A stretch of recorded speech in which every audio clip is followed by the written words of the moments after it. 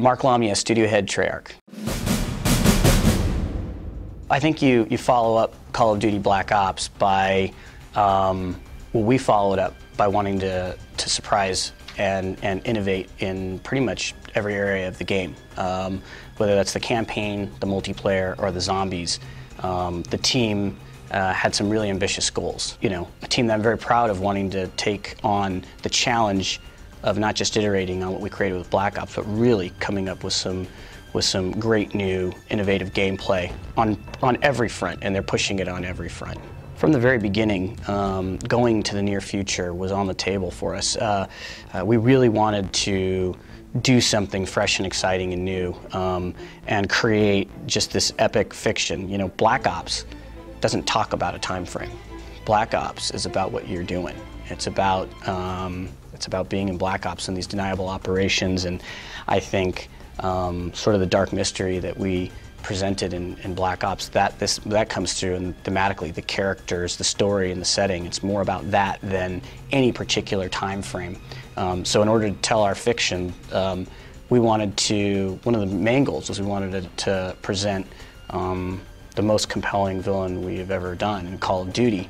And to do that, we wanted to be able to tell a story that required us to have part of it take place in that first Cold War era in the 80s, not, you know, about 20 years after the end of Call of Duty Black Ops 1, where that villain, we learn about that villain's motivations. And it isn't until we get to this later point in time, about a decade out or so from now, it's actually 13 years in 2025, when technology is advanced. It's advanced at such a rapid pace and has been incorporated into our technologies and our military infrastructure to the point where our villain is able to turn our greatest strength into our greatest weakness.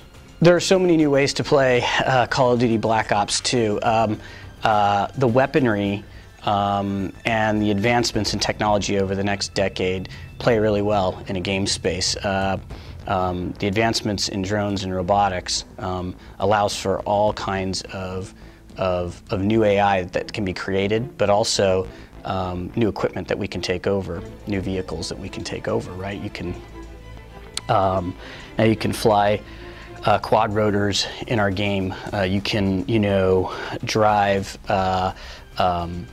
drones. You can control drones on the battlefield, as soldiers will do a decade out. You'll have that ability to do that, which is a totally new gameplay dimension that'll be added.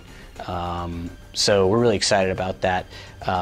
Also, advancements in technology will allow us to add new technology to the weapons that are going to be coming out. So whether it's totally innovative optics that people haven't ever experienced or played, or weapons that are on the drawing boards today but not yet having been manufactured, or just technologies that are on the drawing boards today, to be able to see, to be able to realize that and authentically portray that in the future and allow players to experience that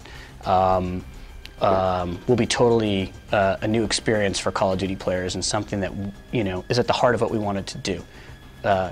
Black Ops was, you know, we're very grateful for all the fan support we've had with Black Ops, and what we really wanted to do in Black Ops 2 is give them a lot of great new experiences. In games that we've created in the past, I think it's fair to say that our villains have been fairly two-dimensional in nature.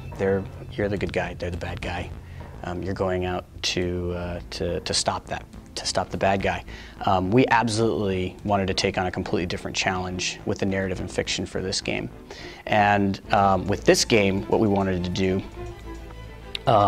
was create a three-dimensional villain. And in order to do that, we have to be able to understand the motivations for that villain, which means that we're going to be giving that villain some screen time, so to speak. You're going to be experiencing that villain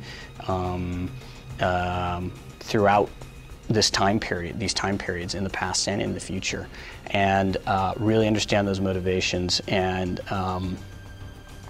it's not going to be just a two-dimensional situation. You're going to, in fact, the villain is at the heart of a lot of the conflict in the world. And he is masterminding and pulling the strings on the Second Cold War and bringing it to a boiling point. And just unraveling that in sort of Black Ops fashion is going to be really exciting for the players.